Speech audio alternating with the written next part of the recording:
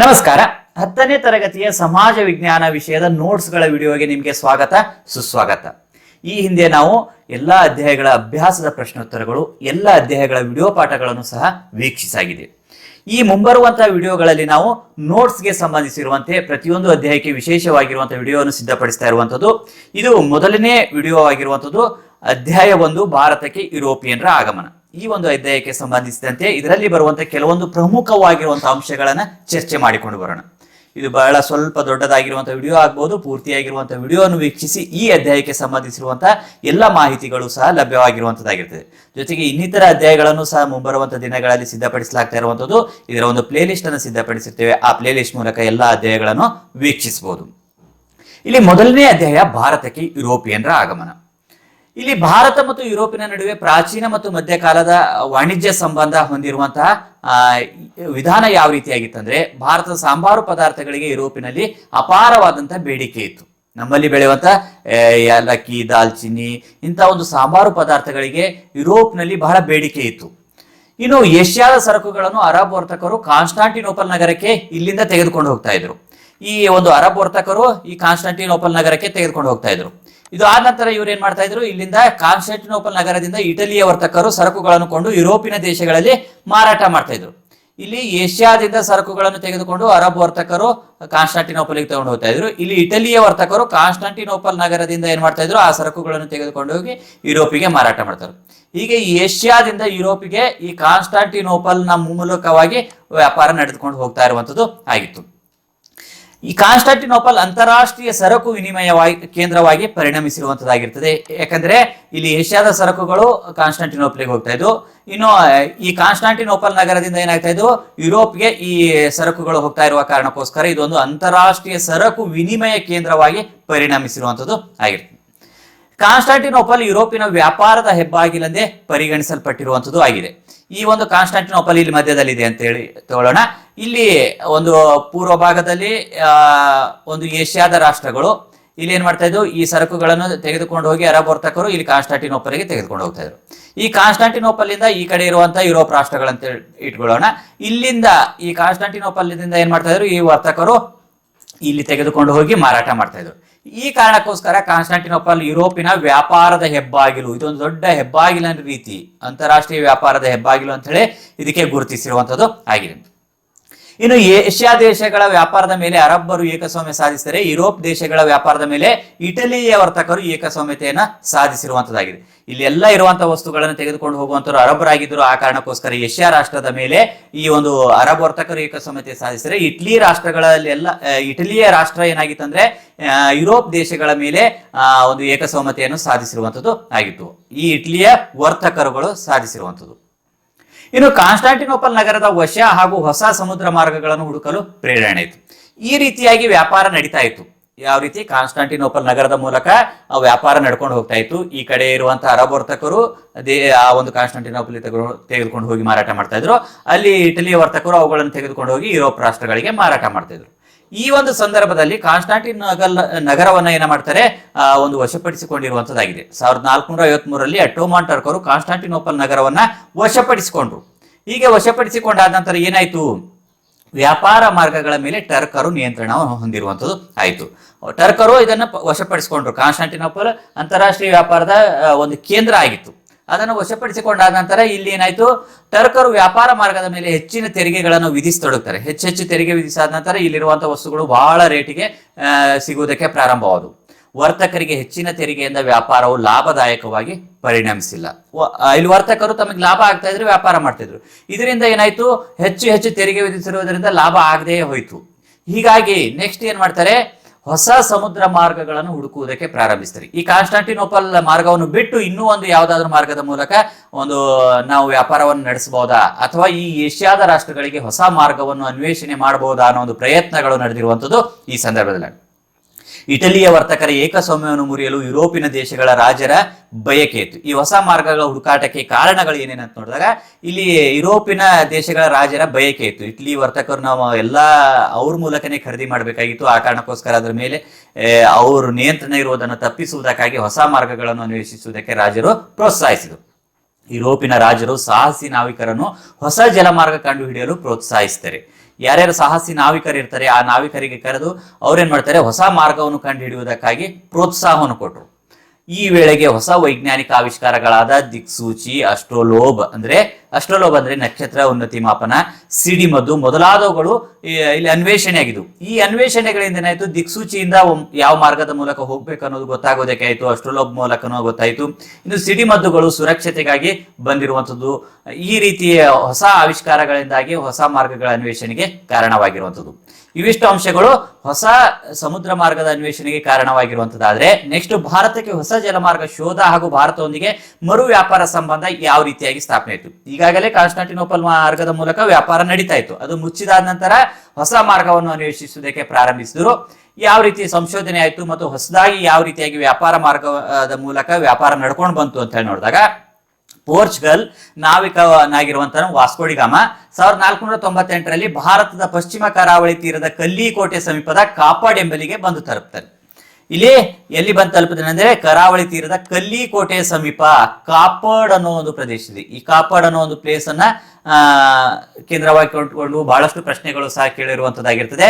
ಈ ವಾಸ್ಕೋಡಿ ಗಾಮ ಬಂದು ತಲುಪಿರುವಂತಹ ಸ್ಥಳ ಕಾಪಾಡ್ ಅನ್ನೋದು. ಯಾವಾಗ ಬಂದು ತಲುಪಿದನು? 1498ರಲ್ಲಿ ಇಲ್ಲಿ ಬಂದು ತಲುಪಿರುವಂತದ್ದು. ಯಾರಿವನು? ಪೋರ್ಚುಗಲ್ ನಾವಿಕ ಯಾರು?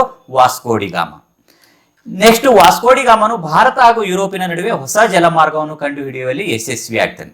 ಈಗ ಹೊಸ ಜಲಮಾರ್ಗ ಕಂಡುಹಿಡಿಯೋದಕ್ಕೆ ಬಹಳಷ್ಟು ಜನರು ಪ್ರಯತ್ನಿಸುವಂಥದ್ದು. ಈಗಾಗಲೇ 9ನೇ ತರಗತಿಯಲ್ಲಿ ಅಧ್ಯಯನ ಮಾಡ್ತಾ ಇರುವಂತಹ ಸನ್ನಿವೇಶದಲ್ಲಿ ಯುರೋಪಿಯನ್ರು ಯಾವ ರೀತಿಯಾಗಿ ಹೊಸ ಮಾರ್ಗಕ್ಕೆ ಬಂದ್ರು, ಕೇಫ್ ಆಫ್ ಗುಡ್ ಆಫ್ ಹೇಗೆ ಕಂಡುಹಿಡಿದ್ರು, ಮತ್ತೆ ಇದು ಆದ ನಂತರ ಭಾರತಕ್ಕೆ ಹೇಗೆ ಬಂದ್ರು ಅನ್ನೋದನ್ನು ಸಹ ಅಧ್ಯಯನ ಮಾಡಿರುವಂಥದ್ದು ಆಗಿದೆ.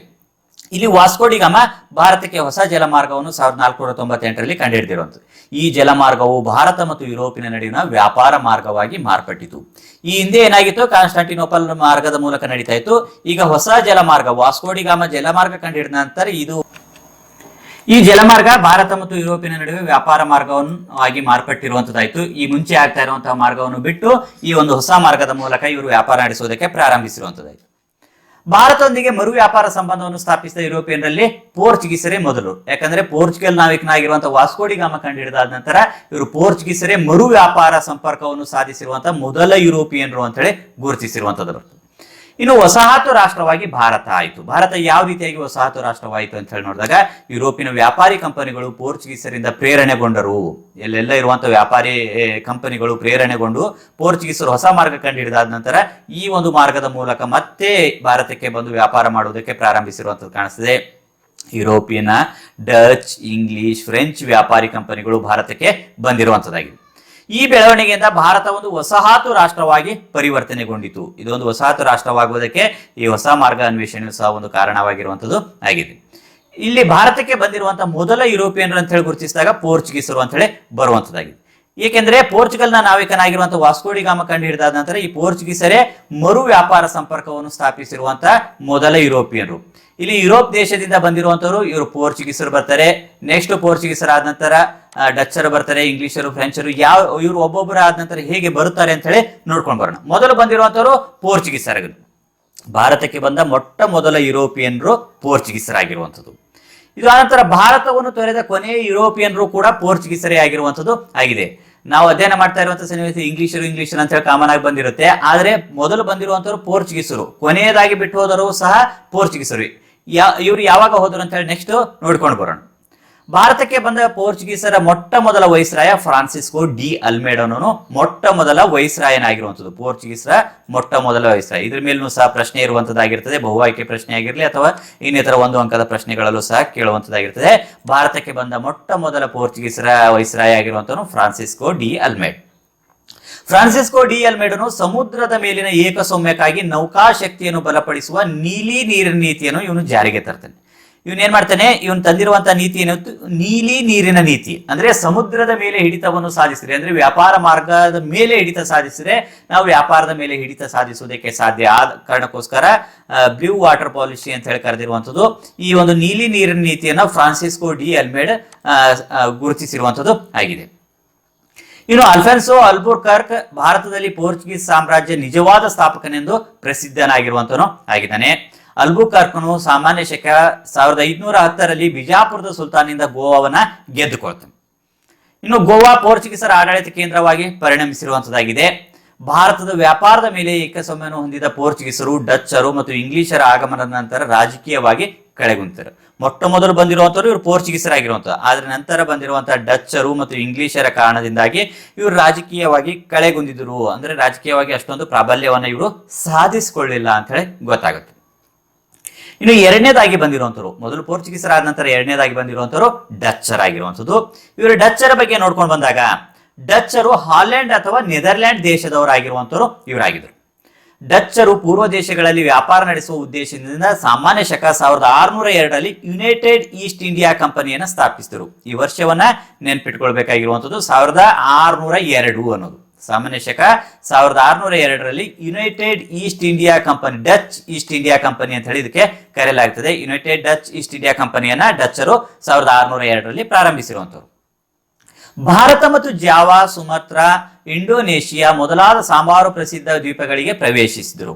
ಇವರು ಮುಖ್ಯ ಉದ್ದೇಶ ಇಲ್ಲಿರುವಂತಹ ಸಾಂಬಾರು ಪದಾರ್ಥಗಳನ್ನು ತೆಗೆದುಕೊಂಡು ಹೋಗಿ ತಮ್ಮ ರಾಷ್ಟ್ರದಲ್ಲಿ ಮಾರಾಟ ಮಾಡುವಂಥದ್ದು ಆಗಿತ್ತು. ಇಲ್ಲಿ ಸಾಂಬಾರು ಪ್ರದೇಶ ಹೊಂದಿರುವಂತಹ ರಾಷ್ಟ್ರಗಳಂದ್ರೆ ಭಾರತ, ಜಾವಾ, ಸುಮತ್ರಾ ಇವೆಲ್ಲ ರಾಷ್ಟ್ರಗಳು ಸಾಂಬಾರು ಪದಾರ್ಥಗಳಿಗೆ ಪ್ರಸಿದ್ಧವಾಗಿರುವಂತಹ ರಾಷ್ಟ್ರಗಳಾಗಿದ್ದು, ಈ ದ್ವೀಪಗಳಿಗೆ ಮತ್ತು ಭಾರತಕ್ಕೆ ಪ್ರವೇಶಿಸಿರುವಂತವರು ಇವರಾದರು. ಭಾರತದಲ್ಲಿ ಸೂರತ್, ಬ್ರೂಚ್, ಕ್ಯಾಂಬೆ, ಕೊಚ್ಚಿನ್, ನಾಗಪಟ್ಟಣ, ಮಚಿಲಿಪಟ್ಟಣ, ಚಿನ್ಸೂರ್ ಮೊದಲಾದ ಕಡೆಗಳಲ್ಲಿ ತಮ್ಮ ಕೋಟಿಗಳನ್ನು ಇವರು ವ್ಯಾಪಾರ ಮಾಡುವುದಕ್ಕಾಗಿ ಈ ಎಲ್ಲ ಪ್ರದೇಶಗಳಲ್ಲಿ ಎಲ್ಲಿ ಭಾರತದಲ್ಲಿ ಬಂದು ಇವರು ಡಚ್ಚರು ಸ್ಥಾಪಿಸಿರುವಂತದ್ದು ಸೂರತ್ ನಲ್ಲಿ ಸ್ಥಾಪಿಸ್ತಾರೆ, ಬ್ರೂಚ್ ನಲ್ಲಿ ಸ್ಥಾಪಿಸ್ತಾರೆ, ಕ್ಯಾಂಬೆಯಲ್ಲಿ, ಕೊಚ್ಚಿನ್ ನಲ್ಲಿ, ನಾಗಪಟ್ಟಣದಲ್ಲಿ, ಮಚಿಲಿಪಟ್ಟಣದಲ್ಲಿ, ಚಿನ್ಸೂರ್ ಇಂತಹ ಒಂದು ಮುಂತಾದ ಪ್ರದೇಶಗಳಲ್ಲಿ ತಮ್ಮ ವ್ಯಾಪಾರ ಕೋಟಿಗಳನ್ನು ಡಚ್ಚರು ಪ್ರಾರಂಭಿಸಿರುವಂತದ್ದು ಆಗಿದೆ. ಇನ್ನು ಡಚ್ಚರು ಪೋರ್ಚುಗೀಸರ ಏಕಸ್ವಾಮ್ಯವನ್ನ ಮುರಿದ್ರು. ಮೊದಲು ಬಂದಿರುವಂತವರು ಪೋರ್ಚುಗೀಸರಾದ್ರ, ಆದ್ರೆ ಅವರು ಏಕಸ್ವಾಮ್ಯತೆಯನ್ನು ಮುರಿದು ಇವರು ವ್ಯಾಪಾರದಲ್ಲಿ ಪ್ರಾಬಲ್ಯಕ್ಕೆ ಬಂದಿರುವಂತದ್ದು ಆಗಿದೆ. ಭಾರತಕ್ಕೆ ಬಂದ ಇಂಗ್ಲಿಷರು ಮತ್ತು ಫ್ರೆಂಚರ ಪೈಪೋಟಿಯನ್ನು ಎದುರಿಸಲಾಗದೆ ಸಾಂಬಾರು ದ್ವೀಪಗಳಿಗೆ ಮಾತ್ರ ಸೀಮಿತಗೊಂಡ್ರು. ಇವರು ಪೋರ್ಚುಗೀಸರು ಮೊದಲು ಬಂದರು, ಡಚ್ಚರು ಆನಂತರ ಬಂದರು, ಆದ್ರೆ ನಂತರ ಬಂದಿರುವಂತವರು ಇಂಗ್ಲಿಷರು ಮತ್ತು ಫ್ರೆಂಚರು ಬರ್ತಾರೆ. ಇವರ ಒಂದು ಇಂಗ್ಲಿಷರು ಮತ್ತು ಫ್ರೆಂಚರ ಒಂದು ಪ್ರಾಬಲ್ಯವನ್ನು ಇವರು ಎದುರಿಸುವುದಕ್ಕೆ ಸಾಧ್ಯವಾಗದೇನೆ, ಅವರ ಪೈಪೋಟಿಯನ್ನು ಎದುರಿಸಲು ಸಾಧ್ಯವಾಗದೇನೆ ಇವರು ಡಚ್ಚರ್ ಏನ್ ಮಾಡಿದ್ರು, ಕೇವಲ ದ್ವೀಪ ಪ್ರದೇಶಗಳಿಗೆ ಮಾತ್ರ ಸೀಮಿತರಾದರು. ನಂತರ ಬಂದಿರುವಂತವರು ಇಂಗ್ಲಿಷರು. ನಾವು ಇಂಗ್ಲಿಷರ ಬಗ್ಗೆ ಬಹಳಷ್ಟು ಅಧ್ಯಯನ ಮಾಡ್ತಾ ಇರುವಂತಹ ಸನ್ನಿವೇಶದಲ್ಲಿ ನೋಡ್ಕೊಳ್ತೇವೆ. ಮೂರನೇದಾಗಿ ಬಂದಿರುವಂತವ್ರು ಇವರಾಗಿದ್ದಾರೆ. ಮೊದಲು ಪೋರ್ಚುಗೀಸರು ಬಂದರು, ನಂತರ ಡಚ್ಚರು ಬಂದರು, ಇದಾದ ನಂತರ ಇಂಗ್ಲಿಷರು ಬಂದಿರುವಂತದ್ದು. ಈ ಮೂರನೇದಾಗಿ ಬಂದಿರುವಂತಹ ಇಂಗ್ಲಿಷರಾದರೂ ಸಹ ಬಹಳ ದೀರ್ಘಕಾಲ ಆಡಳಿತ ನಡೆಸಿ ಭಾರತದ ಮೇಲೆ ಹಿಡಿತವನ್ನು ಸಾಧಿಸಿರುವಂತದ್ದು ಮತ್ತು ಇಲ್ಲಿ ರಾಜಕೀಯವಾಗಿ ಪ್ರಾಬಲ್ಯಕ್ಕೆ ಬಂದಿರುವಂತವರು ಇಂಗ್ಲಿಷರಾಗಿರುವಂತದ್ದು ಆಗಿರ್ತದೆ. ಈ ಇಂಗ್ಲಿಷರ ಬಗ್ಗೆ ನೋಡ್ಕೊಂಡು ಬಂದಾಗ ಪೂರ್ವ ದೇಶಗಳೊಂದಿಗೆ ವ್ಯಾಪಾರ ನಡೆಸಲು ಇಂಗ್ಲೆಂಡ್ನ ಎಲಿಜಬೆತ್ ರಾಣಿ ಸಾಮಾನ್ಯ ಶಕ 1600 ಡಿಸೆಂಬರ್ 31ರಂದು ಇಂಗ್ಲಿಷ್ ಈಸ್ಟ್ ಇಂಡಿಯಾ ಕಂಪನಿಗೆ ಪರವಾನಗಿ ನೀಡುತ್ತಾರೆ. ಇಂಗ್ಲಿಷ್ ಈಸ್ಟ್ ಇಂಡಿಯಾ, ಈಗಾಗಲೇ ನಾವು ಡಚ್ ಈಸ್ಟ್ ಇಂಡಿಯಾ ಕಂಪನಿ ಬಗ್ಗೆ ನೋಡ್ಕೊಂಡೇವೆ. ಈಗ ಇಲ್ಲಿ ಇಂಗ್ಲಿಷ್ ಈಸ್ಟ್ ಇಂಡಿಯಾ ಕಂಪನಿ ಯಾವಾಗ ಸ್ಥಾಪನೆ ಆಯ್ತು ಅಂದಾಗ 1600 ಡಿಸೆಂಬರ್ 31ರಂದು ಇಂಗ್ಲಿಷ್ ಈಸ್ಟ್ ಇಂಡಿಯಾ ಕಂಪನಿ ಸ್ಥಾಪನೆ ಆಗಿರುವಂಥದ್ದು. ಈ ಇಂಗ್ಲಿಷ್ ಈಸ್ಟ್ ಇಂಡಿಯಾ ಕಂಪನಿ ಯಾವ ಕಾರಣಕ್ಕಾಗಿ ಸ್ಥಾಪನೆ ಆಯಿತು? ಪೂರ್ವ ದೇಶಗಳೊಂದಿಗೆ ವ್ಯಾಪಾರ ನಡೆಸುವಂತಹ ಉದ್ದೇಶದಿಂದ ಸ್ಥಾಪನೆ ಆಗಿರುವಂಥದ್ದು. ಇದು ಇಂಗ್ಲೆಂಡ್ನ ಎಲಿಜಬೆತ್ ರಾಣಿ ಪರವಾನಗಿಯನ್ನು ಕೊಟ್ಟಿರುವಂಥದ್ದು. ಯಾವಾಗ ಪರವಾನಗಿ ಕೊಟ್ಟಿದ್ದಾಳೆ? 1600 ಡಿಸೆಂಬರ್ 31ರಂದು ಪರವಾನಗಿ ಕೊಟ್ಟಿರುವಂಥದ್ದು. ಇಂಗ್ಲಿಷರಿಗೆ ಮೊಘಲ್ ಸಾಮ್ರಾಟ ಜಹಾಂಗೀರ್ನು ಸೂರತ್ನಲ್ಲಿ ಮೊದಲ ಫ್ಯಾಕ್ಟರಿ ಅಥವಾ ದಾಸ್ತಾನು ಮಳಿಗೆಯನ್ನು ತೆರೆಯಲು ಫರ್ಮಾನು ನೀಡಿದನು. ಇಂಗ್ಲಿಷರಿಗೆ ಫ್ಯಾಕ್ಟರಿ ತೆರೆಯುವುದಕ್ಕಾಗಿ ಫರ್ಮಾನು ನೀಡಿರುವಂತಹ ಅರಸ ಯಾರಂತ ಕೇಳಿದರೆ ಜಹಾಂಗೀರ್ನು, ಮೊಘಲ್ ಅರಸನಾಗಿರುವಂತಹ ಜಹಾಂಗೀರ್ನು ಪರವಾನಗಿಯನ್ನು, ಫ್ಯಾಕ್ಟರಿ ತೆರೆಯುವುದಕ್ಕಾಗಿ ಪರವಾನಗಿಯನ್ನು ಕೊಡ್ತಾನೆ ಅಥವಾ ದಾಸ್ತಾನು ಮಳಿಗೆಯನ್ನು ತೆರೆಯಲು ಒಪ್ಪಿಗೆಯನ್ನು ಕೊಟ್ಟಿರುವಂಥದ್ದು ಈ ಜಹಾಂಗೀರ್ ಅನ್ನೋ ಅರಸ. ಈ ಜಹಾಂಗೀರ್ ಮೇಲೂ ಸಹ ಪ್ರಶ್ನೆ ಇರುವಂತದ್ದಾಗಿರ್ತದೆ. ಇವರಿಗೆ ಸೂರತ್ನಲ್ಲಿ ಮೊದಲು ಫ್ಯಾಕ್ಟರಿ ತೆರೆಯಲು ಪರವಾನಗಿ ಕೊಟ್ಟಿರುವಂತಹ ಮೊಘಲ್ ದೊರೆ ಯಾರಂದಾಗ ಜಹಾಂಗೀರ್ ಅನ್ನೋದು ಸರಿಯಾಗಿರುವಂತಹ ಉತ್ತರ ಬರುತ್ತೆ. ಇನ್ನು 1617ರಲ್ಲಿ ಇಂಗ್ಲೆಂಡ್ನ ರಾಜ 1ನೇ ಜೇಮ್ಸ್ ನ ರಾಯಭಾರಿಯಾಗಿ ಜಹಾಂಗೀರ್ನ ಆಸ್ಥಾನಕ್ಕೆ ಸರ್ ಥಾಮಸ್ ರೋ ಬಂದು ಫ್ಯಾಕ್ಟರಿಗಳನ್ನು ಸ್ಥಾಪಿಸಲು ಅನುಮತಿಯನ್ನ ಪಡೆದುಕೊಳ್ತಾನೆ. ಇದಾದ ನಂತರ ಇಂಗ್ಲಿಷರು ಆಗ್ರಾ, ಅಹಮದಾಬಾದ್ ಮತ್ತು ಬ್ರೂಚ್ಗಳಲ್ಲಿ ಫ್ಯಾಕ್ಟರಿಗಳನ್ನು ನಿರ್ಮಿಸ್ತಾರೆ. ಇವರು ಇಂಗ್ಲಿಷರು ಎಲ್ಲಿ ಫ್ಯಾಕ್ಟರಿಗಳನ್ನು ನಿರ್ಮಿಸ್ತಾರೆ ಅಂದ್ರೆ ಆಗ್ರಾದಲ್ಲಿ ನಿರ್ಮಿಸಿದ್ರು, ಅಹಮದಾಬಾದ್ ನಲ್ಲಿ ನಿರ್ಮಿಸಿದ್ರು, ಬ್ರೂಚ್ಗಳಲ್ಲಿ ಇವರು ಇಂಗ್ಲಿಷರು ಫ್ಯಾಕ್ಟರಿಗಳನ್ನು ವ್ಯಾಪಾರ ಮಾಡುವ ಉದ್ದೇಶಕ್ಕಾಗಿ ಇವರು ಫ್ಯಾಕ್ಟರಿಗಳನ್ನು ನಿರ್ಮಿಸಿದ್ರು. ಇಂಗ್ಲಿಷರು 1639ರಲ್ಲಿ ಚಂದ್ರಗಿರಿಯ ರಾಜನಿಂದ ಮದ್ರಾಸ್ನಲ್ಲಿ ಭೂಮಿಯನ್ನು ಪಡೆದು ಸೇಂಟ್ ಜಾರ್ಜ್ ಫೋರ್ಟ್ ಎಂಬ ಬಲಿಷ್ಠ ಕೋಟೆಯನ್ನು ಕಟ್ಟಿದರು. ಇದ್ರ ಮೇಲೂ ಸಹ ಪ್ರಶ್ನೆ ಇರ್ತದೆ. ಇಲ್ಲಿ 1639ರಲ್ಲಿ ಚಂದ್ರಗಿರಿಯ ರಾಜನಿಂದ ಮದ್ರಾಸ್ನಲ್ಲಿ ಭೂಮಿಯನ್ನು ಪಡ್ಕೊಂಡು ಸೇಂಟ್ ಜಾರ್ಜ್ ಫೋರ್ಟ್ ಎಂಬ ಬಲಿಷ್ಠ ಕೋಟೆಯನ್ನು ಕಟ್ಟಿರುವಂತವರು ಇವರಾಗಿರುವಂತರು. ಇನ್ನು ಇಂಗ್ಲೆಂಡ್ನ ರಾಜಕುಮಾರ 2ನೇ ಚಾರ್ಲ್ಸ್ನು ಬಾಂಬೆಯನ್ನು 1668ರಲ್ಲಿ ಕಂಪನಿಗೆ ವಾರ್ಷಿಕ 10 ಪೌಂಡ್ಗಳಿಗೆ ಬಾಡಿಗೆಗೆ ವಹಿಸಿಕೊಟ್ಟನು. ಇವನೇನ್ ಮಾಡ್ತಾನೆ, ಇಂಗ್ಲೆಂಡ್ನ ರಾಜನಾಗಿರುವಂತ ಚಾರ್ಲ್ಸ್ನು ಬಾಂಬೆಯನ್ನ ಕೊಟ್ಟು ಬಿಡ್ತಾನೆ. ಯಾವಾಗ 1668ರಲ್ಲಿ ಬಾಂಬೆನ ಕಂಪನಿಗೆ ವಾರ್ಷಿಕವಾಗಿ 10 ಪೌಂಡ್ಗಳನ್ನು ಕೊಡಬೇಕು ಅಂತ ಹೇಳಿ ಒಪ್ಪಿಗೆ ಮೇರೆಗೆ ಬಾಡಿಗೆಗೆ ಕೊಟ್ಟು ಬಿಡ್ತಾನೆ ಇಂಗ್ಲೆಂಡ್ನ ರಾಜ. ಇನ್ನು ಬ್ರಿಟಿಷರು ಬಂಗಾಳದ ರಾಜ್ಯಪಾಲನಿಂದ ಹೂಗ್ಲಿ ನದಿಯ ದಂಡೆಯ ಮೇಲೆ ಸುತುನತಿ, ಕಲ್ಕತ್ತಾ ಮತ್ತು ಗೋವಿಂದಪುರ ಎಂಬ 3 ಹಳ್ಳಿಗಳನ್ನು ಖರೀದಿಸಿ ಪೋರ್ಟ್ ವಿಲಿಯಂ ಎಂಬ ಕೋಟೆಯನ್ನ ಕಟ್ಟಿದರು. ಇಲ್ಲಿ ಪೋರ್ಟ್ ವಿಲಿಯಂ ಕೋಟೆಯನ್ನ ಕಟ್ಟಿರುವಂತರು ಎಲ್ಲಿ ಕಟ್ಟಿದಿರೋರು? ಹೂಗ್ಲಿ ನದಿಯ ದಂಡದ ಮೇಲೆ. ಇಲ್ಲಿ ಸುತನತಿ, ಕಲ್ಕತ್ತಾ ಮತ್ತು ಗೋವಿಂದಪುರ ಎಂಬ 3 ಹಳ್ಳಿಗಳನ್ನು ಖರೀದಿಸಿಕೊಂಡು ಪೋರ್ಟ್ ವಿಲಿಯಂ ಎಂಬ ಕೋಟೆಯನ್ನು ಇವರು ಕಟ್ಟಿದರು. ಇದೇ ಮುಂದೆ ಏನಾಯ್ತು, ಕಲ್ಕತ್ತಾ ನಗರವಾಗಿ ದೊಡ್ಡ ಪ್ರಮಾಣದಲ್ಲಿ ಬೆಳೆದಿರುವಂತಹ ನಗರವಾಗಿ ಬೆಳೆದಿರುವಂತದ್ದು ಆಗಿದೆ. ಇನ್ನು 17ನೇ ಶತಮಾನದ ಅಂತ್ಯದ ವೇಳೆಗೆ ಇಂಗ್ಲಿಷರು ಮದ್ರಾಸ್, ಬಾಂಬೆ ಮತ್ತು ಕಲ್ಕತ್ತಾಗಳನ್ನು ತಮ್ಮ ಪ್ರೆಸಿಡೆನ್ಸಿ ಕೇಂದ್ರಗಳನ್ನಾಗಿ ಮಾಡಿಕೊಳ್ತಾರೆ. ಯಾವ್ದಾವ್ದಂದಾಗ ಇಂಗ್ಲಿಷರು ಮಾಡಿಕೊಂಡಿರುವಂತದ್ದು ಮದ್ರಾಸು, ಬಾಂಬೆ ಮತ್ತು ಕಲ್ಕತ್ತಾಗಳನ್ನು ತಮ್ಮ ಪ್ರೆಸಿಡೆನ್ಸಿ ಕೇಂದ್ರಗಳನ್ನಾಗಿ 17ನೇ ಶತಮಾನದಲ್ಲಿ ಮಾಡಿಕೊಂಡ್ರು. ಇನ್ನು ಇಂಗ್ಲಿಷರು ಕಲ್ಕತ್ತಾವನ್ನು ತಮ್ಮ ರಾಜಧಾನಿಯನ್ನಾಗಿ ಮಾಡಿಕೊಂಡ್ರು. ಮುಂದೆ ಈ ಕಲ್ಕತ್ತಾನೇ ರಾಜಧಾನಿ ಆಯ್ತು. ಯಾರ್ದು? ಬ್ರಿಟಿಷರ ಆಡಳಿತ ಕೇಂದ್ರದ ರಾಜಧಾನಿಯನ್ನಾಗಿ ಮಾಡಿಕೊಂಡಿರುವಂತದ್ದು ಕಲ್ಕತ್ತಾವನ್ನ ರಾಜಧಾನಿಯನ್ನಾಗಿ ಮಾಡಿಕೊಂಡ್ರು. ಇನ್ನು ಇದು ಆದ ನಂತರ ಕೊನೆಯದಾಗಿ ಬಂದಿರುವಂತಹ ಯುರೋಪಿಯನ್ರು ಅಂದ್ರೆ ಫ್ರೆಂಚರು ಅಂತ ಹೇಳಿ. ಈಗ ನಾವು ಪೋರ್ಚುಗೀಸರು, ಡಚ್ಚರು, ನೆಕ್ಸ್ಟ್ ಇಂಗ್ಲಿಷರು ನೋಡಿದೆವು. ಇದು ಆದ ನಂತರ ಬಂದಿರುವಂತವ್ರು 4ನೇದಾಗಿ ಬಂದಿರುವಂತವ್ರು ಫ್ರೆಂಚರ್ ಆಗಿರುವಂಥದ್ದು. ಇವರೆಲ್ಲ ಯುರೋಪ್ ದೇಶದಿಂದ ಬಂದಿರೋ ಕಾರಣಕ್ಕೋಸ್ಕರ ಇವರನ್ನ ಯುರೋಪಿಯನ್ರು ಅಂತ ಹೇಳಿ ಕರೆದಿರುವಂಥದ್ದು. ಅಂದ್ರೆ ಈ ಯುರೋಪ್ ಖಂಡದಲ್ಲಿ ಬರುವಂತಹ ರಾಷ್ಟ್ರಗಳಾಗಿರುವಂಥವು ಇವಾಗಿದ್ದು. ಇಲ್ಲಿ ಫ್ರೆಂಚರ್ ನೋಡಿದಾಗ 1664ರಲ್ಲಿ ಫ್ರೆಂಚ್ ಈಸ್ಟ್ ಇಂಡಿಯಾ ಕಂಪನಿಯು ಸರ್ಕಾರಿ ಒಡೆತನದ ಕಂಪನಿಯಾಗಿ ಆರಂಭವಾಯಿತು. ಫ್ರೆಂಚ್ ಈಸ್ಟ್ ಇಂಡಿಯಾ ಕಂಪನಿ ಪ್ರಾರಂಭವಾಗಿದೆ. ಯಾವಾಗಾಯ್ತು? 1664ರಲ್ಲಿ. ಈಗಾಗಲೇ ನಾವು ಹಿಂದೆ 2 ಈಸ್ಟ್ ಇಂಡಿಯಾ ಕಂಪನಿಗಳು ಸ್ಥಾಪನೆ ಆಗಿರುವಂಥದ್ದು ನೋಡಿದೆವು. ಇದು ಆದ ನಂತರ 3ನೇದಾಗಿ ಸ್ಥಾಪನೆ ಆಗಿರುವಂಥದ್ದು 1664ರಲ್ಲಿ ಫ್ರೆಂಚ್ ಈಸ್ಟ್ ಇಂಡಿಯಾ ಕಂಪನಿ ಅಂತ ಹೇಳಿ ಸ್ಥಾಪನೆ ಆಗಿರುವಂಥದ್ದು. ಇವರು ಫ್ರೆಂಚರು ಈಸ್ಟ್ ಇಂಡಿಯಾ ಯಾವ ಭಾಗದಲ್ಲಿದೆ? ಈಸ್ಟ್ ಭಾಗದಲ್ಲಿರುವಂಥದ್ದು. ಈ ಒಂದು ಈಸ್ಟ್ ದಲ್ಲಿರುವಂತಹ ಇಂಡಿಯಾದಲ್ಲಿ ವ್ಯಾಪಾರ ಮಾಡುವುದಕ್ಕಾಗಿ ಕಂಪನಿಯನ್ನು ಸ್ಥಾಪಿಸಿದ್ರು. ಇದು ಫ್ರೆಂಚ್ ಈಸ್ಟ್ ಇಂಡಿಯಾ ಕಂಪನಿ ಅಂತ ಹೇಳಿ ಕರೆದಿರುವಂಥದ್ದು. ಇದು 1664ರಲ್ಲಿ ಸ್ಥಾಪನೆ ಆಯಿತು. ಇನ್ನು 1668ರಲ್ಲಿ ಫ್ರೆಂಚರು ಪ್ರಥಮ ದಾಸ್ತಾನು ಮಳಿಗೆ ಅಥವಾ ವ್ಯಾಪಾರಿ ಕೋಟೆಯನ್ನ ಸೂರತ್ ನಲ್ಲಿ ಆರಂಭಿಸಿದರು. ಇವರು 1668ರಲ್ಲಿ ಪ್ರಾರಂಭಿಸಿದರು. ಫ್ರೆಂಚರು ದಾಸ್ತಾನು ಮಳಿಗೆ ಪ್ರಾರಂಭಿಸಿದರು. ಎಲ್ಲಿ? ಸೂರತ್ ನಲ್ಲಿ ಪ್ರಾರಂಭಿಸಿರುವಂತರು ಇವರು ಫ್ರೆಂಚರ್ ಆಗಿದ್ದಾರೆ.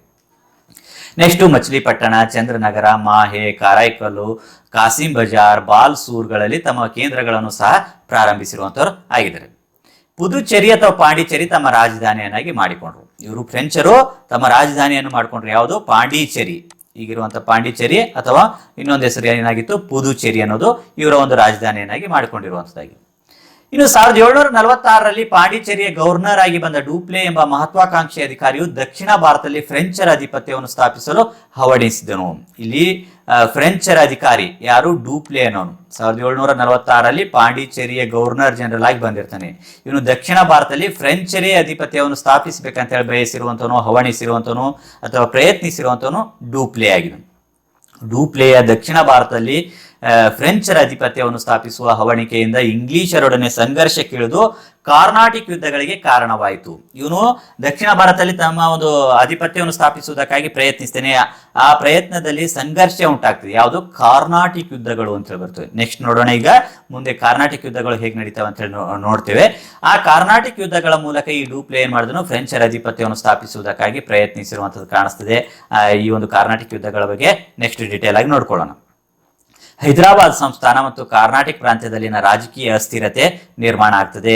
ಬ್ರಿಟಿಷರು ಮತ್ತು ಫ್ರೆಂಚರ ನಡುವಿನ ಪ್ರತಿಸ್ಪರ್ಧೆಯ ಕಾರ್ನಾಟಿಕ್ ಯುದ್ಧಗಳಾಗಿರುವಂಥದ್ದು. ಈ ಕಾರ್ನಾಟಿಕ್ ಪ್ರದೇಶದಲ್ಲಿ ಆಗಿರುವಂತಹ ಯುದ್ಧಗಳಿಗೆ ಕಾರ್ನಾಟಿಕ್ ಯುದ್ಧಗಳು ಅಂತ ಹೇಳಿ ಕರೆಯುವಂಥದ್ದು. ಈ ಕಾರ್ನಾಟಿಕ್ ಯುದ್ಧಗಳಿಂದ ಬ್ರಿಟಿಷರು ಮತ್ತು ಫ್ರೆಂಚರ ನಡುವೆ ನಡೆದಿರುವಂತಹ ಪ್ರತಿಸ್ಪರ್ಧೆಗಳು ಈ ಕಾರ್ನಾಟಿಕ್ ಯುದ್ಧಗಳು ಆಗಿರುವಂಥದ್ದು. ಎಷ್ಟು ಕಾರ್ನಾಟಿಕ್ ಯುದ್ಧಗಳಾದವು ಮತ್ತು ಯಾವ್ಯಾವ ಕಾರ್ನಾಟಿಕ್ ಯುದ್ಧಗಳು ಯಾವ ಒಂದು ಅಂಶಗಳೊಂದಿಗೆ ಮುಕ್ತಾಯ ಆದವು, ಯಾವ ಒಪ್ಪಂದದೊಂದಿಗೆ ಮುಕ್ತಾಯ ಆದವು, ಘಟನೆ ಏನಾಯಿತು, ಕಾರಣ ಏನಾಯಿತು, ಪರಿಣಾಮ ಏನಾಯಿತು ಅಂತೇಳಿ ನೋಡ್ಕೊಂಡು ಬರೋಣ. ಮೊದಲನೇ ಕಾರ್ನಾಟಿಕ್ ಯುದ್ಧ, ಫಸ್ಟ್ ಕಾರ್ನಾಟಿಕ್ ಯುದ್ಧ ಅಂತ ಹೇಳಿ ಕರೆಯುವಂಥದ್ದು. ಈ ಮೊದಲನೇ ಕಾರ್ನಾಟಿಕ್ ಯುದ್ಧ ಯಾವಾಗ ನಡೀತು ಅಂದಾಗ 1746ರಿಂದ 1748ರವರೆಗೆ ಈ ಮೊದಲನೇ ಕಾರ್ನಾಟಿಕ್ ಯುದ್ಧ ನಡೆದಿರುವಂಥದ್ದು. ಯಾವಾಗ? 1746ರಿಂದ 48 ನಡೆದಿರುವಂಥದ್ದು ಯಾವ ಯುದ್ಧ? ಮೊದಲನೇ ಕಾರ್ನಾಟಿಕ್ ಯುದ್ಧ ಅಂತ ಹೇಳಿ ಕರೆಯಲಾಗ್ತದೆ. ಇದಕ್ಕೆ ಕಾರಣಗಳು, ಮೊದಲನೇ ಕರ್ನಾಟಕ ಯುದ್ಧಕ್ಕೆ ಕಾರಣಗಳು ಏನು ಅಂತ ಹೇಳಿ ನೋಡಿದಾಗ ಈಗಾಗಲೇ ನಾವು ನೋಡಿದ್ದೇವೆ, ಒಂದು ಕರ್ನಾಟಕ ಯುದ್ಧಗಳು ಏನಾಗಿರುವಂಥದ್ದು ಬ್ರಿಟಿಷರು ಮತ್ತು ಫ್ರೆಂಚರ ಮಧ್ಯದಲ್ಲಿ ಆಗಿರುವಂತಹ ಯುದ್ಧಗಳಾಗಿರುವಂಥದ್ದು. ಫ್ರೆಂಚ್ ಸೇನಾ ಮುಖ್ಯಸ್ಥ ಲಾಬೋರ್ಡಿನ ಬ್ರಿಟಿಷರ ಮದ್ರಾಸ್ ಅನ್ನು ವಶಪಡಿಸಿಕೊಂಡಿದ್ದು ಈ ಮೊದಲನೇ ಕರ್ನಾಟಕ ಯುದ್ಧಕ್ಕೆ ಪ್ರಮುಖವಾಗಿರುವಂತಹ ಕಾರಣ. ಇನ್ನು ಘಟನೆ ನೋಡಿದಾಗ ಯಾವ ರೀತಿ ಈ ಒಂದು ಯುದ್ಧ ಘಟಿಸಿತು ಅಂತ ಹೇಳಿ ನೋಡಿದಾಗ, ಬ್ರಿಟಿಷರು ಅನ್ರುದ್ದೀನ್ನ ಸಹಾಯ ಕೋರಿರ್ತಾರೆ, ಫ್ರೆಂಚರ ವಿರುದ್ಧ ಅನ್ರುದ್ದೀನ ಸೋಲು ಉಂಟಾಗ್ತದೆ. ಇನ್ನು ಇದರ ಪರಿಣಾಮ ಏನಾಯ್ತು ಅಂತ ಹೇಳಿ ನೋಡಿದಾಗ, ಯುರೋಪಿನಲ್ಲಿ ಫ್ರಾನ್ಸ್ ಮತ್ತು ಇಂಗ್ಲೆಂಡ್ನ ನಡುವೆ ಎಕ್ಸ್ಲಾ ಚಾಪೆಲ್ ಒಪ್ಪಂದ ಆಗ್ತದೆ. ಈ ಎಕ್ಸ್ಲಾ ಚಾಪೆಲ್ ಒಪ್ಪಂದದೊಂದಿಗೆ ಈ ಯುದ್ಧ ಅಂತ್ಯ ಆಗಿರುವಂಥದ್ದು. ಎಲ್ಲಿ ನಡೀತದೆ ಇದು? ಫ್ರಾನ್ಸ್ ಮತ್ತು ಇಂಗ್ಲೆಂಡ್ನ ನಡುವೆ ಯುರೋಪಿನಲ್ಲಿ ಆಗಿರುವಂತಹ ಒಪ್ಪಂದ, ಎಕ್ಸ್ಲಾ ಚಾಪೆಲ್ ಒಪ್ಪಂದ ಅಂತ ಹೇಳಿ ಕರೀತಾರೆ. ಈ ಎಕ್ಸ್ಲಾ ಚಾಪೆಲ್ ಒಪ್ಪಂದದೊಂದಿಗೆ ಈ ಒಂದು ಯುದ್ಧ ಅಂತ್ಯಗೊಂಡಿರುವಂಥದ್ದು ಆಗಿದೆ. ಇನ್ನು ಎರಡನೇ ಕರ್ನಾಟಕ ಯುದ್ಧದ ಬಗ್ಗೆ ನೋಡ್ಕೊಂಡು ಬಂದಾಗ, ಈ ಎರಡನೇ ಕರ್ನಾಟಕ ಯುದ್ಧ ಯಾವಾಗ ಆಯ್ತು ಅಂದಾಗ 1749ರಿಂದ 1754, 1749ರಿಂದ 54ರಲ್ಲಿ ನಡೆದಿರುವಂತಹ ಯುದ್ಧ ಎರಡನೇ ಕರ್ನಾಟಕ ಯುದ್ಧ ಆಗಿರುವಂತದ್ದಾಗಿದೆ. ಇನ್ನು ಇದಕ್ಕೆ ಕಾರಣಗಳು ಏನಿವೆ ಎರಡನೇ ಕರ್ನಾಟಕ ಯುದ್ಧಕ್ಕೆ ಅಂದಾಗ, ಫ್ರೆಂಚರು ಹೈದರಾಬಾದ್ನಲ್ಲಿ ಸಲಾಬ್ತ ಜಂಗನನ್ನು ನಿಜಾಮನನ್ನಾಗಿ ಮತ್ತು ಕರ್ನಾಟಕದಲ್ಲಿ ಚಂದಾ ಸಾಹೇಬ್ನನ್ನು ನವಾಬನಾಗಿ ಮಾಡಿ ತಮ್ಮ ಪ್ರಾಬಲ್ಯ ಹೆಚ್ಚಿಸಿಕೊಂಡಿದ್ದು ಇದಕ್ಕೆ ಕಾರಣ. ಇನ್ನು ಘಟನೆಗಳು ನೋಡಿದಾಗ, ಬ್ರಿಟಿಷ್ ಅಧಿಕಾರಿ ರಾಬರ್ಟ್ ಕ್ಲೈವನು ಆರ್ಕಾಟ್ನ ಮೇಲೆ ದಾಳಿ ಮಾಡಿ ಫ್ರೆಂಚರನ್ನು ಮತ್ತು ಚಂದಾ ಸಾಹೇಬನನ್ನು ಸೋಲಿಸಿದನು. ಚಂದಾ ಸಾಹೇಬನನ್ನು ಹತ್ಯೆ ಮಾಡಲಾಯಿತು. ಬ್ರಿಟಿಷರು ಕರ್ನಾಟಕದ ನವಾಬನಾಗಿ ಮೊಹಮ್ಮದ್ ಅಲಿಯನ್ನಾಗಿ ಮಾಡ್ತಾರೆ. ಮೊಹಮ್ಮದ್ ಅಲಿಯನ್ನ ಏನ್ ಮಾಡ್ತಾರೆ? ಕರ್ನಾಟಕದ ನವಾಬನನ್ನಾಗಿ ಮಾಡ್ತಾರೆ.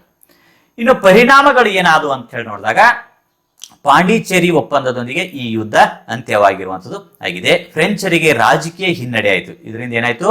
ಫ್ರೆಂಚರಿಗೆ ರಾಜಕೀಯ ಹಿನ್ನಡೆ ಆಗ್ತದೆ, ಅವ್ರ ಪ್ರಾಬಲ್ಯ ಕಡಿಮೆ ಆಗ್ತಾ ಇರುವಂಥದ್ದು ಕಂಡು ಬರ್ತದೆ. ಬ್ರಿಟಿಷರಿಗೆ ಪ್ರತಿಷ್ಠೆಯನ್ನು ಇದು ಎರಡನೇ ಕರ್ನಾಟಕ ಯುದ್ಧ ತಂದುಕೊಟ್ಟಿರುವಂಥದ್ದು. ಇನ್ನು ಮೂರನೇ ಕರ್ನಾಟಕ ಯುದ್ಧವನ್ನ ನೋಡಿದಾಗ, ಮೂರನೇ ಕರ್ನಾಟಕ ಯುದ್ಧ ಯಾವಾಗ ನಡೀತಂದಾಗ 1756ರಿಂದ 1763ರಲ್ಲಿ ಈ ಒಂದು ಅವಧಿಯಲ್ಲಿ ನಡೆದಿರುವಂತಹ ಯುದ್ಧ ಮೂರನೇ ಕರ್ನಾಟಕ ಯುದ್ಧ ಆಗಿರುವಂತದ್ದಾಗಿದೆ. ಈ ಮೂರನೇ ಕರ್ನಾಟಕ ಯುದ್ಧಕ್ಕೆ ಕಾರಣಗಳು ಏನಂತ ಹೇಳಿ ನೋಡಿದಾಗ, ಫ್ರೆಂಚರ ಕೌಂಟ್ ಡಿ ಲಾಲಿಯು 1760ರಲ್ಲಿ ಬ್ರಿಟಿಷರ ವಾಂಡಿವಾಶ್ ಕೋಟೆ ಮುತ್ತಿಗೆ ಹಾಕಲು ಪ್ರಯತ್ನಿಸಿದ್ದು ಇದಕ್ಕೆ ಕಾರಣ ಆಯಿತು. ಇನ್ನು ಘಟನೆಗಳು ಏನಂತ ಹೇಳಿ ನೋಡಿದಾಗ, ಬ್ರಿಟಿಷ್ ಸೇನಾಧಿಕಾರಿ ಸರ್ ಐರ್ಕೂಟ್ನು ಫ್ರೆಂಚರನ್ನ ಸೋಲಿಸ್ತಾನೆ. ಫ್ರೆಂಚ್ ಬುಸ್ಸಿಯನ್ನು ಬ್ರಿಟಿಷರು ಸೆರೆ ಹಿಡಿದರು. ಸರ್ ಐರ್ಕೂಟ್ನಿಂದ ಪಾಂಡಿಚೇರಿ ಮುತ್ತಿಗೆ ಹಾಕಲ್ಪಡ್ತದೆ. ಪರಿಣಾಮ ಏನಾಯ್ತು ಅಂತ ನೋಡಿದಾಗ, 1761ರಲ್ಲಿ ಲಾಲಿಯು ಪಾಂಡಿಚೇರಿಯಲ್ಲಿ ಬೇಷರತ್ತಾಗಿ ಶರಣ ಆಗ್ತಾನೆ. ಫ್ರೆಂಚರು ತಮ್ಮ ಎಲ್ಲ ನೆಲೆಗಳನ್ನ ಕಳೆದುಕೊಂಡಿರುವಂತದ್ದಾಗಿರುತ್ತದೆ. ಪ್ಯಾರಿಸ್ ಒಪ್ಪಂದದೊಂದಿಗೆ ಈ ಯುದ್ಧ ಕೊನೆಯಾಗಿರೋ ಮೂರನೇ ಕರ್ನಾಟಕ ಯುದ್ಧ ಪ್ಯಾರಿಸ್ ಒಪ್ಪಂದದೊಂದಿಗೆ ಕೊನೆಯಾಗಿರುವಂಥದ್ದು. ಪಾಂಡಿಚೇರಿಯನ್ನು ಫ್ರೆಂಚರಿಗೆ ಹಿಂದಿರುಗಿಸಲಾಗ್ತದೆ. ಇನ್ನು ಇಂಗ್ಲಿಷ್ ಈಸ್ಟ್ ಇಂಡಿಯಾ ಕಂಪನಿಯು ಬಂಗಾಳ ಪ್ರಾಂತ್ಯದಿಂದ ಅಪಾರ ಲಾಭ ಗಳಿಸಿತು. ಇದರಿಂದಾಗಿ ಬಹಳ ಲಾಭ ಬಂದಿರುವಂಥದ್ದು ಇಂಗ್ಲಿಷರಿಗೆ ಆಗಿದೆ. ಈ ರೀತಿ ಮೂರು ಕರ್ನಾಟಕ ಯುದ್ಧಗಳು ನಡೆದಿರುವಂತದ್ದಾಗಿದೆ. ಈ ಮೂರು ಕರ್ನಾಟಕ ಯುದ್ಧಗಳು ಒಂದನೇದು, ಎರಡನೇದು ಮತ್ತು ಮೂರನೇದು. ಈ ಮೂರು ಕರ್ನಾಟಕ ಯುದ್ಧಗಳ ನಂತರದಲ್ಲಿ ಬ್ರಿಟಿಷರು ತಮ್ಮ ಪ್ರಾಬಲ್ಯವನ್ನು ಹೆಚ್ಚಿಸಿಕೊಂಡಿರುವಂಥದ್ದು ನಾವಿಲ್ಲಿ ಗಮನಿಸ್ತೇವೆ. ಬಂಗಾಳದ ನವಾಬ ಮತ್ತು ಬ್ರಿಟಿಷ್ ಕಂಪನಿಯ ಸಂಘರ್ಷಕ್ಕೆ ಇದು ಕಾರಣವಾಗಿರುವಂತದ್ದಾಗಿರ್ತದೆ. ಬಂಗಾಳ ಪ್ರಾಂತ್ಯವು ಕೃಷಿ, ವಾಣಿಜ್ಯ ಮತ್ತು ಕೈಗಾರಿಕಾ ಕ್ಷೇತ್ರಗಳಲ್ಲಿ ಅಭಿವೃದ್ಧಿ ಸಾಧಿಸಿರುವಂಥದ್ದು ಆಗಿತ್ತು. 1717ರಲ್ಲಿ ಮೊಘಲರ ದೊರೆ ಫಾರೂಕ್ ಶಿಯಾರನ್ನು ಬ್ರಿಟಿಷರಿಗೆ ಮುಕ್ತ ವ್ಯಾಪಾರ ಮಾಡಲು ದಸ್ತಕ್ಗಳನ್ನು, ಅಂದ್ರೆ ಫ್ರೀ ಆಗಿ ವ್ಯಾಪಾರ ಮಾಡುವುದಕ್ಕಾಗಿ ದಸ್ತಕ್ಗಳನ್ನು ಕೊಡ್ತಿದ್ರು. ದಸ್ತಕ್ ಅಂದ್ರೆ ಪರವಾನಿಗೆ ಪತ್ರಗಳು. ನೀವು ಈ ಒಂದು ಏರಿಯಾದಲ್ಲಿ ಫ್ರೀ ಆಗಿ ವ್ಯಾಪಾರ ಮಾಡೋದು, ಯಾವುದೇ ತೆರಿಗೆ ಇರಲಾರ್ದೇ ವ್ಯಾಪಾರ ಮಾಡುವುದಕ್ಕಾಗಿ ದಸ್ತಕ್ಗಳನ್ನ ಇಲ್ಲಿ ಕೊಟ್ಟಿರುವಂತದ್ದಾಗಿದೆ. ಕಂಪನಿಯ ನೌಕರರು ತಮ್ಮ ಖಾಸಗಿ ವ್ಯಾಪಾರಕ್ಕಾಗಿ ಬಳಸಿ ಲಾಭ ಗಳಿಸಿದ್ರು. ಈ ದಸ್ತಕಗಳನ್ನು ಏನ್ ಮಾಡಿದ್ರು? ಈಸ್ಟ್ ಇಂಡಿಯಾ ಕಂಪನಿ ಕೊಟ್ಟಿದ್ದು ತಮ್ಮ ಒಂದು ಸ್ವಂತ ವ್ಯಾಪಾರಕ್ಕಾಗಿ, ಖಾಸಗಿ ವ್ಯಾಪಾರಕ್ಕಾಗಿ ನೌಕರರು ಬಳಸಿಕೊಂಡಿರುವಂತದ್ದಾಗಿದೆ. ಬಂಗಾಳದ ಸರ್ಕಾರಕ್ಕೆ ಅಪಾರ ನಷ್ಟವಾದ್ದರಿಂದ ನವಾಬರು ದಸ್ತಕ್ಗಳ ದುರುಪಯೋಗ ವಿರೋಧಿಸಿದರು. ಈ ಬಂಗಾಳ ಸರ್ಕಾರಕ್ಕೆ ಏನಾಯ್ತು? ಇದರಿಂದ ಬಹಳ ನಷ್ಟ ಆಯ್ತು. ಈ ದಸ್ತಕ್ಗಳ ದುರುಪಯೋಗನ ಇವರು ವಿರೋಧಿಸ್ತಾರೆ. ಪರಿಣಾಮವಾಗಿ ಫ್ಲಾಸಿ ಮತ್ತು ಬಾಕ್ಸರ್ ಕದನಗಳು ನಡೀತವೆ. ಇದರ ಪರಿಣಾಮ ಏನಾಯ್ತು? ಫ್ಲಾಸಿ ಕದನ ನಡೀತು, ಮತ್ತೆ ಯಾವುದು ಬಾಕ್ಸರ್ ಕದನ ನಡೆದಿರುವಂಥದ್ದು. ಈಗಾಗಲೇ ನಾವು ಮೂರು ಕರ್ನಾಟಕ ಯುದ್ಧಗಳನ್ನ ಗಮನಿಸ್ತೇವೆ. ಬ್ರಿಟಿಷರು ಮತ್ತು ಫ್ರೆಂಚರ ಮಧ್ಯದಲ್ಲಿ ನಡೆದಿರುವಂತಹ ಕದನಗಳು ಮೂರು ಕರ್ನಾಟಕ ಯುದ್ಧಗಳಾಗಿರುವಂಥದ್ದು. ಇದು ಆದ ನಂತರ ಫ್ಲಾಸಿ ಕದನ ಮತ್ತು ಬಾಕ್ಸರ್ ಕದನ, ಇವು ಯಾರ ಮಧ್ಯದಲ್ಲಿ ನಡೀತು, ಹೇಗೆ ನಡೀತು ಮತ್ತು ಇದರ ಪರಿಣಾಮಗಳು ಏನಾದವು ಅಂತ ಹೇಳಿ ನೋಡ್ಕೊಂಡು ಬರೋಣ.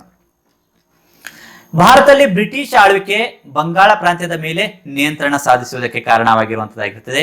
ಮೊದಲನೇದಾಗಿರುವಂತಹ ಯುದ್ಧ ಫ್ಲಾಸಿ ಕದನ ಆಗಿರುವಂಥದ್ದು. ಈ ಫ್ಲಾಸಿ ಕದನದ ಬಗ್ಗೆ ನೋಡ್ಕೊಂಡು ಬಂದಾಗ ಈ ಫ್ಲಾಸಿ ಕದನ 1757ರಲ್ಲಿ ನಡೆದಿರುವಂತಹ ಕದನ ಆಗಿರುವಂತದ್ದು. ಸಿರಾಜ್ ಉದ್ ದೌಲ್ ಮತ್ತು ಬ್ರಿಟಿಷರ ನಡುವೆ ನಡೆದಿರುವಂತಹ ಕದನ ಈ ಫ್ಲಾಸಿ ಕದನ. ಇದನ್ನು ನೆನಪಿಟ್ಕೊಳ್ಬೇಕಾಗಿರುವಂತದ್ದು. ಸಿರಾಜ್ ಉದ್ ದೌಲ್ ಮತ್ತು ಬ್ರಿಟಿಷರ ನಡುವೆ ನಡೆದಿರುವಂತಹ ಕದನ ಫ್ಲಾಸಿ ಕದನ ಆಗಿದೆ. ಇದು 1757ರಲ್ಲಿ ನಡೆದಿರುವಂತಹ ಕದನ ಆಗಿರುವಂತದ್ದು. ಇದಕ್ಕೆ ಕಾರಣಗಳು ಏನಂತ ಹೇಳಿ ನೋಡಿದಾಗ, ಫ್ಲಾಸಿ ಕದನಕ್ಕೆ ಕಾರಣಗಳು ಅಂದಾಗ ದಸ್ತಕ್ಗಳ ದುರುಪಯೋಗ. ಈ ಒಂದು ಈಸ್ಟ್ ಇಂಡಿಯಾ ಕಂಪನಿಗೆ ದಸ್ತಕ್ಗಳನ್ನು ಕೊಟ್ಟಿದ್ರು. ಆ ಖಾಸಗಿ ನೌಕರರು ಅದನ್ನ ಏನ್ ಮಾಡಿದ್ರು, ದುರುಪಯೋಗ ಪಡಿಸ್ಕೊಳ್ತಾ ಇದ್ರು. ಇದರಿಂದ ಆ ಒಂದು ಸರ್ಕಾರಕ್ಕೆ ಅಪಾರ ಪ್ರಮಾಣದಲ್ಲಿ ನಷ್ಟ ಆಗ್ತಾ ಇತ್ತು. ಇದರ ಒಂದು ದಸ್ತಕ್ಗಳ ದುರುಪಯೋಗದ ಕಾರಣದಿಂದಾಗಿ ಈ ಯುದ್ಧ ಆಗಿರುವಂಥದ್ದು. ನವಾಬನ ಅನುಮತಿ ಇಲ್ಲದೆ ಬ್ರಿಟಿಷರು ಕಲ್ಕತ್ತಾ ಕೋಟೆ ದುರಸ್ತಿ ಮಾಡಿರುವಂಥದ್ದು ಸಹ ಇದಕ್ಕೆ ಒಂದು ಕಾರಣ ಆಗಿರುವಂಥದ್ದು. ಸಿರಾಜ್ನ ಕಪ್ಪು ಕೋಣೆ ದುರಂತ ಇಲ್ಲಿ ಅಂದ್ರೆ 123 ಬ್ರಿಟಿಷರು ಸಾವನ್ನಪ್ಪಿರುವಂಥದ್ದು ಈ ಒಂದು ಸಿರಾಜನ ಕಪ್ಪು ಕೋಣೆ ದುರಂತ ಮಾಡ್ತಾನೆ. ಇದರ ಮೂಲಕ ಇಲ್ಲೇನಾಯ್ತು, ಕದನಕ್ಕೆ ಫ್ಲಾಸಿ ಕದನಕ್ಕೆ ಕಾರಣವಾಗಿರುವಂಥದ್ದಾಗಿದೆ. ಇನ್ನು ಘಟನೆಗಳು ಏನಾಯ್ತು ಅಂತ ನೋಡಿದಾಗ, ರಾಬರ್ಟ್ ಕ್ಲೈವ್ನು ನವಾಬನ ಶತ್ರುಗಳನ್ನು ತನ್ನತ್ತ ಸೆಳೆಯುತ್ತಾನೆ. ಮೀರ್ ಜಾಫರ್ನಿಗೆ ಬಂಗಾಳದ ನವಾಬನ ಪಟ್ಟ ನೀಡುವ ಭರವಸೆಯನ್ನು ನೀಡ್ತಾನೆ. ನೆಕ್ಸ್ಟ್ ಏನಾಗ್ತದೆ, 1757ರಲ್ಲಿ ನಡೆದ ಫ್ಲಾಸಿ ಕದನದಲ್ಲಿ ಕ್ಲೈವ್ನು ಸಿರಾಜನನ್ನು ಸೋಲಿಸ್ತಾನೆ. ಇದರ ಪರಿಣಾಮ ಏನಾಯ್ತು ಅಂತ ನೋಡಿದಾಗ, ಭಾರತೀಯರ ಅನೈಕ್ಯತೆ, ಅಸಂಘಟನೆ ಮತ್ತು ವ್ಯಾಪಾರ ಲೋಭಿತನ ತೋರಿಸಿರುವಂಥದ್ದು ಇಲ್ಲಿ ಕಾಣಿಸ್ತದೆ. ಬ್ರಿಟಿಷರು ಬೇರೆ ಕಡೆಯಿಂದ ಬಂದು ಇಲ್ಲಿರುವಂತಹ ರಾಜಕೀಯ ಅನೈಕ್ಯತೆ, ಅಸಂಘಟನೆ ಮತ್ತು ವ್ಯಾಪಾರ ಲೋಭಿತನದ ಕಾರಣದಿಂದಾಗಿ ಯಾವ ರೀತಿಯಾಗಿ ಈ ಒಂದು ಭಾರತದಲ್ಲಿ ಆಡಳಿತವನ್ನು ಅವರು ಸ್ಥಾಪಿಸಿದ್ರು ಅನ್ನೋದು ತೋರಿಸ್ಕೊಡ್ತದೆ. ಮೀರ್ ಜಾಫರ್ ಬಂಗಾಳದ ನವಾಬನಾಗ್ತಾನೆ. ಬ್ರಿಟಿಷರು ಬಂಗಾಳದಲ್ಲಿ ಅನಿರ್ಬಂಧಿತ ವ್ಯಾಪಾರದ ಹಕ್ಕನ್ನ ಪಡೆದುಕೊಂಡು ಬಿಡ್ತಾರೆ. ಇನ್ನು ಕಂಪನಿಗೆ ಮೀರ್ ಜಾಫರ್ನಿಂದ 17,70,00,000 ದೊರೆತಿರುವಂಥದ್ದು ಆಗಿತ್ತು. ಇದರಿಂದ ಏನಾಯ್ತು, ಆ ಒಂದು ಮೀರ್ ಜಾಫರ್ನಿಗೆ ಪಟ್ಟಕ್ಕೆ ತಂದಿರುವ ಕಾರಣಕ್ಕೋಸ್ಕರ 17,70,00,000 ಕಂಪನಿಗೆ ಮೀರ್ ಜಾಫರ್ ಕೊಟ್ಟರು. ಇನ್ನು ಎರಡನೇದಾಗಿರುವಂಥದ್ದು ಬಕ್ಸರ್ ಕದನ.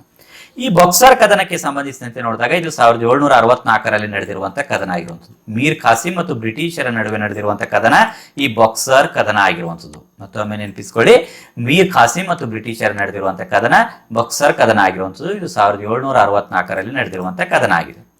ಇನ್ನು ಇದಕ್ಕೆ ಕಾರಣಗಳು ಏನಂತ ನೋಡಿದಾಗ, ಮೀರ್ ಖಾಸಿಮನು ಸ್ವತಂತ್ರ ರಾಜನೆಂದು ಭಾವಿಸಿದನು. ಬ್ರಿಟಿಷರು ಇವನನ್ನು ತಂದು ಕುಂದಿರಿಸಿದ್ರು, ಇವನು ಸ್ವತಂತ್ರ ರಾಜನಂತ ಹೇಳಿ ಭಾವಿಸಿಕೊಂಡಿದ್ದನು. ನವಾಬನು ಬಂಗಾಳದ ಎಲ್ಲಾ ವ್ಯಾಪಾರವನ್ನು ಸುಂಕ ಮುಕ್ತ ಎಂದು ಘೋಷಿಸಿದ್ದು. ಇದರಿಂದ ಏನಾಯ್ತು, ಬ್ರಿಟಿಷರು ಮೀರ್ ಖಾಸಿಂನ ಬದಲಿಗೆ ಮೀರ್ ಜಾಫರ್ನನ್ನು ಬಂಗಾಳದ ನವಾಬನನ್ನಾಗಿ ಮಾಡ್ತಾರೆ. ಇನ್ನು ಘಟನೆಗಳು ಏನಾದವು ಅಂತ ನೋಡಿದಾಗ, ಮೀರ್ ಖಾಸಿಮನು ಭಾರತೀಯ ವ್ಯಾಪಾರಿಗಳ ಮತ್ತು ಕಸುಬುದಾರರ ಬೆಂಬಲವನ್ನ ಪಡೆದುಕೊಳ್ತಾನೆ. ಸುಂಕ ಮುಕ್ತ ವ್ಯಾಪಾರ ಮಾಡುವುದಕ್ಕಾಗಿ ಭಾರತೀಯ ವ್ಯಾಪಾರಿಗೆ ಕೊಟ್ಟಿದ್ದ ಕಾರಣಕ್ಕೋಸ್ಕರ ಇವನು ವ್ಯಾಪಾರಿಗಳ ಮತ್ತು ಕಸುಬುದಾರರ ಬೆಂಬಲವನ್ನು ಪಡೆದುಕೊಳ್ತಾನೆ. ಮೊಘಲ್ ದೊರೆ 2ನೇ ಶಾ ಆಲಂ ಮತ್ತು ಔದ್ನ ನವಾಬ ಶುಜುದ್ ದೌಲ್ ನಡುವೆ ಮೀರ್ ಖಾಸಿಂ ಒಪ್ಪಂದವನ್ನ ಮಾಡ್ಕೊಳ್ತಾನೆ. ಯಾರ ಮಧ್ಯದಲ್ಲಿ ಮಾಡ್ಕೊಳ್ತಾನೆ ಅಂದಾಗ, ಮೊಘಲ್ ದೊರೆಯಾಗಿರುವಂತಹ 2ನೇ ಶಾ ಆಲಂನೊಂದಿಗೆ ಮತ್ತು ಔದ್ನ ನವಾಬನಾಗಿರುವಂತಹ ಶುಜುದ್ ದೌಲ್ನೊಂದಿಗೆ ಒಪ್ಪಂದವನ್ನ ಮಾಡ್ಕೊಳ್ತಾನೆ. ಯಾರು, ಮೀರ್ ಖಾಸಿಂ ಒಪ್ಪಂದವನ್ನ ಮಾಡ್ಕೊಂಡಿರುವಂಥದ್ದು. 1764ರಲ್ಲಿ ಹೆಕ್ಟರ್ ಮನ್ರೋ ಮೀರ್ ಖಾಸಿಂನ ಸಂಯುಕ್ತ ಸೇನೆಯನ್ನ ಸೋಲಿಸ್ತಾನೆ. ನೆಕ್ಸ್ಟ್ ಇದರ ಪರಿಣಾಮ ಏನಾಯ್ತು ಅಂತ ಹೇಳಿ ನೋಡಿದಾಗ, ಶಾ ಆಲಂನಿಂದ ಕಂಪನಿಗೆ ಬಂಗಾಳದ ದಿವಾನಿ ಹಕ್ಕು ಪಡೆಯಲಾಯಿತು. ವಾರ್ಷಿಕ 26 ಲಕ್ಷ ರೂಪಾಯಿ ಪಡೆದು ತನ್ನ ಎಲ್ಲಾ ಹಕ್ಕುಗಳನ್ನು ಶಾ ಆಲಂ ಬಿಟ್ಟುಕೊಟ್ಟನು. ಶುಜುದ್ ದೌಲ್ನು ಯುದ್ಧ ಪರಿಹಾರವಾಗಿ 50 ಲಕ್ಷ ಬ್ರಿಟಿಷರಿಗೆ ನೀಡ್ತಾನೆ. ಬಂಗಾಳದ ಪೂರ್ಣ ಆಡಳಿತ ಕಂಪನಿಗೆ ಸೇರ್ಕೊಂಡಿರುವಂಥದ್ದು ಆಯ್ತು. ಈ ರೀತಿ ಈ ಒಂದು ಕದನ ಆಗಿರುವಂತದ್ದಾಗಿದೆ. ಇದು ಆದ ನಂತರ ನೆಕ್ಸ್ಟ್ ಬಂಗಾಳದಲ್ಲಿ ರಾಬರ್ಟ್ ಕ್ಲೈವ್ನ ದ್ವಿಪ್ರಭುತ್ವ ಪದ್ಧತಿ ಅಥವಾ ಪದ್ಧತಿ ಅಂತ ಹೇಳಿ ಕರೆಯಲಾಗ್ತದೆ. ಇವನು ಬಂಗಾಳದಲ್ಲಿ ರಾಬರ್ಟ್ ಕ್ಲೈವ್ನು ಪರಿಚಯಿಸಿರುವಂತದ್ದಾಗಿದೆ. ಬಕ್ಸರ್ ಕದನವು ಬ್ರಿಟಿಷರು ಬಂಗಾಳ, ಬಿಹಾರ್ ಮತ್ತು ಒರಿಸ್ಸಾದ ನಿಜವಾದ ಒಡೆಯರೆಂದು ದೃಢೀಕರಿಸಿತು. ಈ 3 ಭಾಗದಲ್ಲೂ ಬಂಗಾಳ ಭಾಗ, ಬಿಹಾರ್ ಮತ್ತು ಒರಿಸ್ಸಾದ ನಿಜವಾದ ಒಡೆಯರೆಂದು ಬ್ರಿಟಿಷರನ್ನ ದೃಢೀಕರಿಸಿರುವಂತದ್ದಾಗ್ತದೆ. ಹಾಗೂ ಔದ್ ಕೂಡ ಅವರ ಅಧೀನದಲ್ಲಿಯೇ ಉಳಿಯುವಂತಾಯಿತು. ಇವಿಷ್ಟು ಪ್ರದೇಶಗಳು ಬಂಗಾಳ, ಬಿಹಾರ್, ಒರಿಸ್ಸಾದ ನಿಜವಾದ ಒಡೆಯರಂದ್ರು ಔದ್ ಕೂಡ ಅವರ ಅಧೀನದಲ್ಲಿ ಉಳಿಯುವುದಕ್ಕೆ ಕಾರಣವಾಗಿರುವಂತದ್ದಾಗಿದೆ. 1765ರಲ್ಲಿ ರಾಬರ್ಟ್ ಕ್ಲೈವ್ನು ಬಂಗಾಳದಲ್ಲಿ ದ್ವಿಪ್ರಭುತ್ವ ಪದ್ಧತಿಯನ್ನ ಇವನು ಜಾರಿಗೆ ತರ್ತಾನೆ.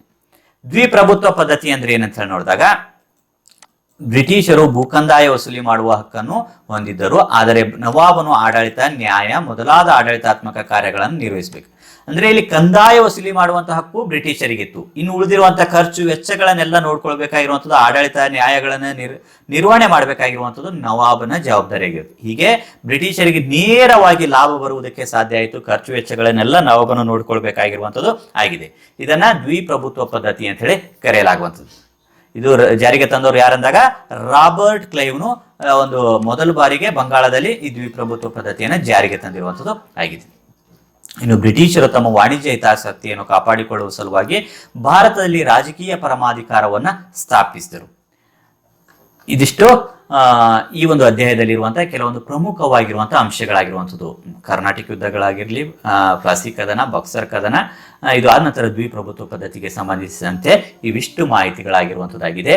ಈ ವಿಡಿಯೋ ನಿಮಗೆ ಇಷ್ಟ ಆದಲ್ಲಿ ಲೈಕ್ ಮಾಡಿ, ಜೊತೆಗೆ ಇನ್ನಿತರ ಒಂದು ಅಭ್ಯಾಸದ ಪ್ರಶ್ನೋತ್ತರಗಳು ಮತ್ತು ಅಧ್ಯಾಯದ ಪಾಠಗಳನ್ನು ವೀಕ್ಷಿಸುವುದಕ್ಕಾಗಿ ಎಲ್ಲ ಪ್ಲೇಲಿಸ್ಟ್ ಅನ್ನು ಸಿದ್ಧಪಡಿಸಿರುವಂಥದ್ದು, ಅವುಗಳನ್ನು ಸಹ ವೀಕ್ಷಿಸಬಹುದು. ಜೊತೆಗೆ ನಿಮ್ಮ ಸ್ನೇಹಿತರೊಂದಿಗೂ ಸಹ ಶೇರ್ ಮಾಡಿ. ನೆಕ್ಸ್ಟು ಮುಂದಿನ ಒಂದು ದಿನಗಳಲ್ಲಿ ಇತರ ಅಧ್ಯಾಯಗಳ ವಿಡಿಯೋಗಳನ್ನು ಸಹ ಸಿದ್ಧಪಡಿಸೋಣ. ಅಲ್ಲಿವರೆಗೂ ಧನ್ಯವಾದಗಳು.